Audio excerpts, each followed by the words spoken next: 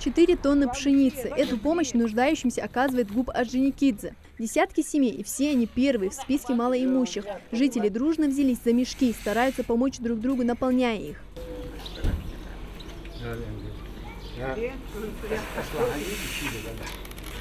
Зина Даурбекова живет вместе с сестрой Зарой в одном дворе. Обе ведут подсобные хозяйства. Куры, утки и гуси, коровы и бычки. На корм животным уходит немало. Поэтому помощь с пшеницей для них очень кстати. Каждой достается по 2 мешка с зерном. Даурбекова получает помощь как ветераны труда.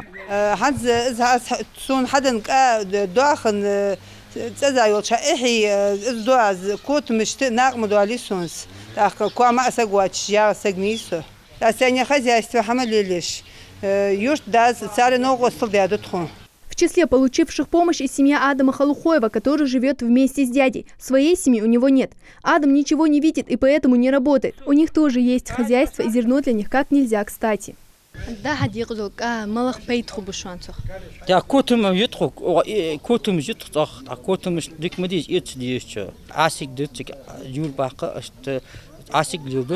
Пшеницу намерены раздать по 100 килограммов на каждую семью. Раздаем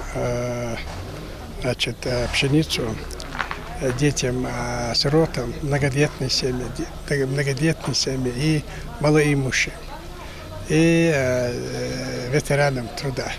Пшеницу предусмотрели для 50 семей. Пара мешков кому-то покажется, что этого крайне мало. Однако это огромная помощь для нуждающихся. Зерна должно как раз хватить до того, как созреет кукуруза. Мака Дударова, Милана Хамчиева, Магомед Даскиев, Новости 24.